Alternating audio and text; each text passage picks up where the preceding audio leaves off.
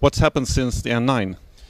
We've been working on the Sailfish operating system, and we launched the Sailfish SDK this week at Barcelona, and it's gotten a lot of good reviews from developers and community members. I think it was a very polished offering, and with the Sailfish SDK, people can start to create Sailfish applications that have all of the advanced features of the Sailfish operating system, and we are going to be launching a device and then selling devices in 2013. Will this coming device be available for us in Sweden? Initial market is selling in Finland and then in China, and then we will be penetrating into Europe. However, there are open channels that will also be available. So yes, you will be able to buy the device in Sweden. Looking at the offers available now, like iOS and Android, what's the biggest difference with Sailfish? One of the biggest differences is that we have an open collaboration model. So not only are we creating Sailfish and Yola devices this year, we're also open to create devices for other partners, and we have a great deal of expertise in creating devices. We've been doing this at like Nokia for many years, so we have a great deal of ability to create tailored devices for others, and this is one of the things that actually is making us unique against those guys. The other thing is they've been stuck, and there's not been a great deal of innovation in mobile for a long time, so the OEMs are now getting squeezed because they're becoming a commodity. Operators are becoming squeezed into a bit pipe because they don't have the ability to differentiate, and even applications are becoming squeezed because it's almost like winning the lottery to create a new application and get it into an app store. So we're providing an alternative and something that's very different, and choice is an excellent thing to have for consumers. So people can only buy what's offered to them, so we're going to give them choice, and hopefully they look for more choices and demand innovation in the market. So let's have a look at the system and what to expect later this year. Okay. So I'll start with, we can open the device either with the power button or with a double tap on the screen. First feature I'll show is the pulley menu.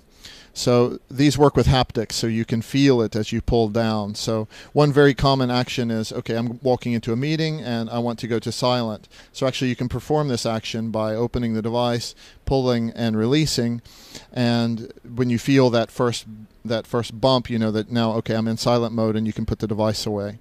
Or a similar thing with camera. So I can open the device and open the camera without looking, and then by the time I get the device up to my eye, the camera's already open.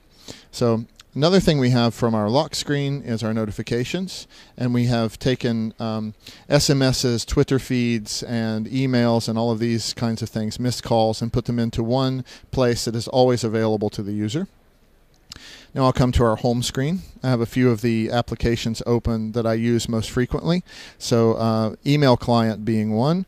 So without even going into the email application, I can immediately create a new email or sync an email, or sync my email client with the server. So for example, now I can create a new email. It opens up the email form that I can fill out, and for example, I can go to send and be able to send the email and basically just go send and put the device back into my pocket without even having to look at it. So similar things we have with our phone application. So I can go to the dialer, or I can access my contacts, or I can go directly into the phone if I choose.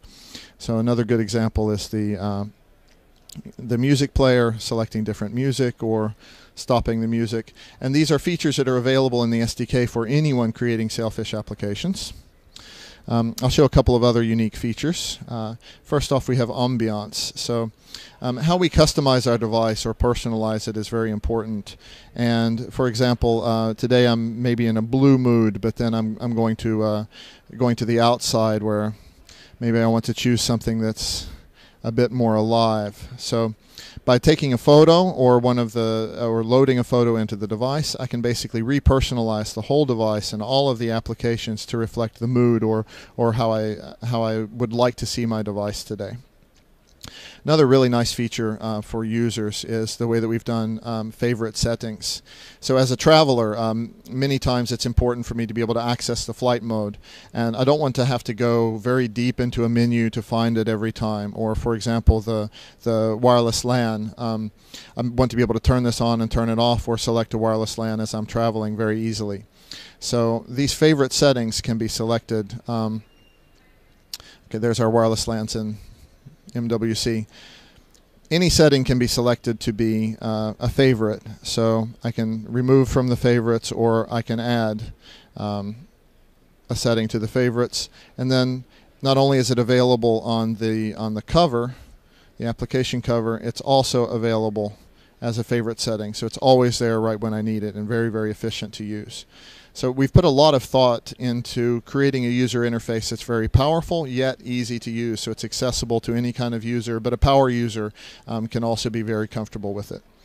So these are the primary features of the Sailfish operating system. Thanks.